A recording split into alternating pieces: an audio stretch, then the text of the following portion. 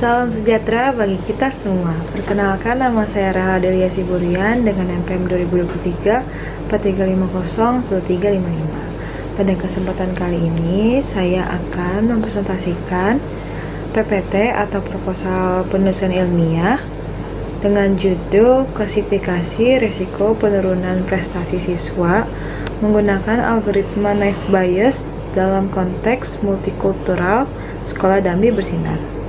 PPT ini disusun oleh saya sendiri, yaitu Rahel Adelia Siburian, untuk memenuhi tugas mata kuliah penulisan ilmiah dengan NPM atau nomor mahasiswa 2023 43501355, program studi Teknik Informatika. Baik, selanjutnya pada salindia kedua, adapun latar belakang.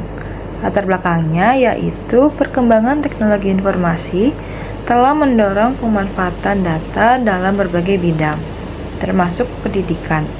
Data akademik maupun data karakter siswa yang tersimpan di sekolah dapat diolah menjadi informasi yang bermanfaat untuk mendukung proses pengambilan keputusan. Di Sekolah Dambi Bersinar yang memiliki lingkungan belajar multikultural, proses pemantauan prestasi siswa masih dilakukan secara manual sehingga identifikasi siswa yang berpotensi mengalami penurunan prestasi belum dapat dilakukan secara cepat dan objektif. Oleh karena itu, penelitian ini menerapkan algoritma naive Bayes untuk mengklasifikasikan tingkat risiko penurunan prestasi berdasarkan data akademik dan karakter siswa. Hasil klasifikasi diharapkan dapat membantu pihak sekolah melakukan deteksi dini serta menentukan langkah pembinaan yang lebih tepat. Selanjutnya kita masuk ke salindia kedua. Terdapat batasan masalah, rumusan masalah, dan tujuan penelitian. Pada batasan masalah ini terdapat 4 poin. Yang pertama, penelitian dilakukan di Sekolah Dambi Bersinar. Poin kedua, data yang digunakan berupa data akademik dan karakter siswa. Yang ketiga, metode klasifikasi ini menggunakan algoritma naive Bayes. Dan yang keempat, hasil penelitian ini berupa kategori tingkat risiko penurunan prestasi siswa. Adapun juga rumusan masalahnya, yang pertama, bagaimana penerapan algoritma naive Bayes dalam mengklasifikasikan risiko penurunan prestasi siswa. Yang kedua, faktor apa saja yang memengaruhi risiko penurunan prestasi berdasarkan data akademik dan karakter siswa. Yang ketiga, bagaimana hasil klasifikasi yang dihasilkan pada lingkungan sekolah multikultural. Selanjutnya, ada pun juga tujuan penelitiannya. Yang pertama, menerapkan algoritma naive Bayes untuk mengkelompokkan tingkat risiko penurunan prestasi siswa.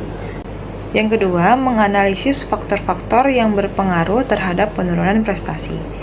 Dan yang ketiga, tujuan penelitiannya yaitu menghasilkan informasi yang dapat dijadikan dasar pengambilan keputusan bagi pihak sekolah.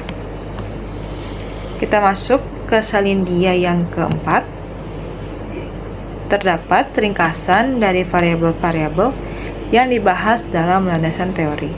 Nah, terdapat 5 variabel yang dibahas dalam landasan teori.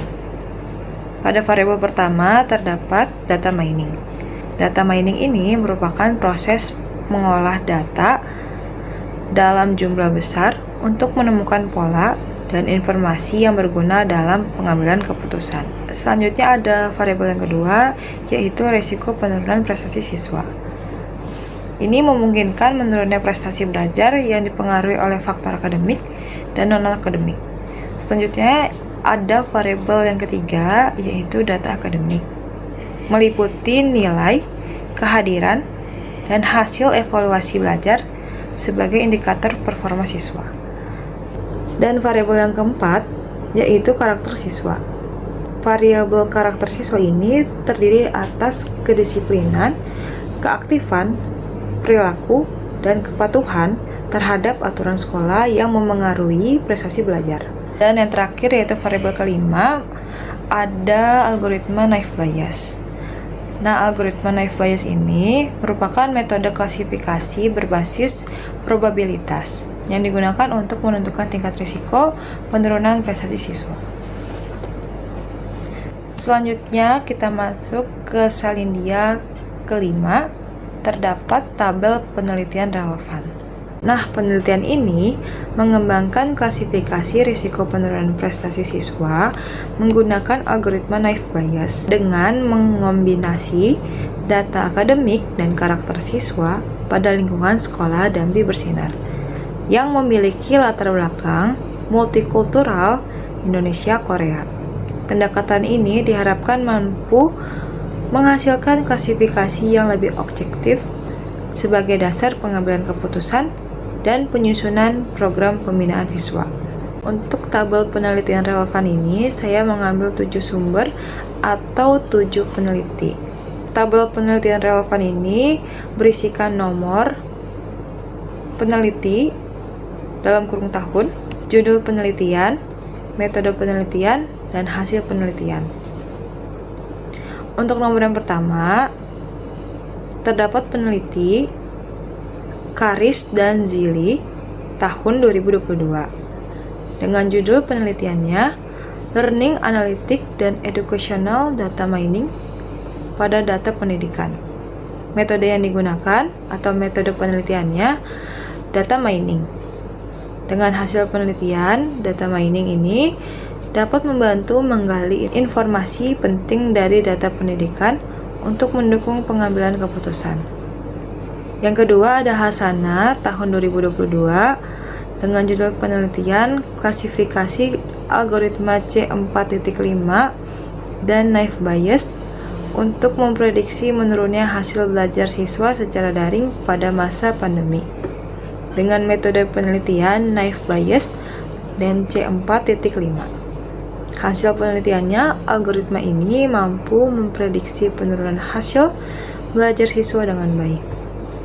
Yang ketiga ada Rahman tahun 2023 dengan judul penelitian klasifikasi performa akademik siswa menggunakan metode decision tree dan naive Bayes. Metode penelitian yang digunakan decision tree dan naive Bayes. Hasil penelitiannya, naive Bayes ini efektif dalam mengkelompokkan prestasi akademik siswa. Dan yang keempat ada Pambudi et al. Tahun 2024. Judul penelitiannya pemanfaatan data mining untuk prediksi prestasi akademik siswa berdasarkan pola kehadiran aktivitas belajar menggunakan naive Bayes logistic regression. Metode penelitiannya naive Bayes dan logistic regression.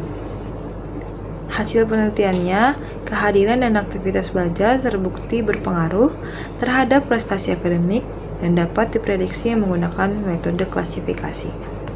Yang kelima ada Husaini et al. Tahun 2024 dengan judul penelitiannya perbandingan algoritma decision tree dan naive Bayes dalam klasifikasi data pengaruh media sosial dan jam tidur terhadap prestasi akademik siswa. Metode penelitian yang digunakan decision tree dan naive Bayes. Hasil penelitiannya, penggunaan media sosial dan pola tidur menjadi faktor yang memengaruhi prestasi akademik siswa. Yang keenam ada Fadli et al. Tahun 2024. Judul penelitiannya penggunaan algoritma naive Bayes untuk memprediksi kelulusan mahasiswa.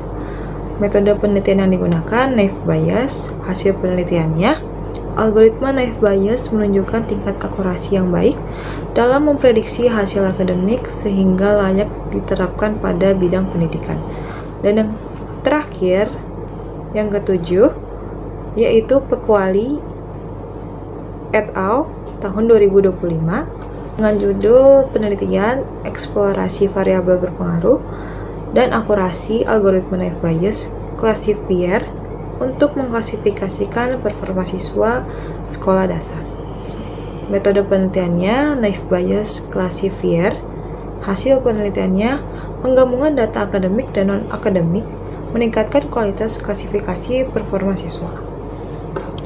Kita masuk ke salindia yang keenam, terdapat algoritma naive Bayes. Nah, algoritma naive Bayes ini merupakan algoritma klasifikasi berbasis probabilitas yang memanfaatkan teorema Bayes untuk menentukan kemungkinan suatu data termasuk ke dalam kelas tertentu. Pada penelitian ini, algoritma digunakan untuk mengklasifikasikan tingkat risiko penurunan prestasi siswa berdasarkan data akademik dan karakter siswa. Terdapat juga tahapan algoritmanya. Yang pertama, kita mengumpulkan data akademik dan karakter siswa. Selanjutnya kita melakukan pre-processing untuk membersihkan data. Kemudian kita menghitung probabilitas setiap kelas menggunakan teorema Bayes dan kita membandingkan nilai probabilitas dari setiap kategori. Dan yang terakhir, kita menentukan kategori risiko dengan probabilitas tertinggi sebagai hasil klasifikasi. Adapun juga rumus Naive-Bayes, yaitu P H given X sama dengan PX given H dikali PH per PX. Dengan keterangan yang pertama, PH given X merupakan probabilitas suatu kelas setelah data diketahui. Yang kedua, PX given H merupakan probabilitas data pada kelas tertentu. Yang ketiga, PH merupakan probabilitas awal atau prior. Dan yang terakhir, PX merupakan probabilitas data secara keseluruhan. Nah, algoritma Naive-Bayes ini juga memiliki kelebihan. Yang pertama, ada proses komputasi cepat dan sederhana. Yang kedua, sangat efektif dalam melakukan klasifikasi data. Yang ketiga, algoritma Naive-Bayes ini juga mampu menangani data dalam jumlah besar. Dan yang terakhir, sangat cocok digunakan sebagai pendukung deteksi dini risiko penurunan prestasi siswa.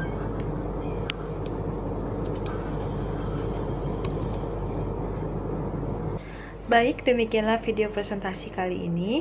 Kurang lebihnya mohon maaf. Sekian dan terima kasih.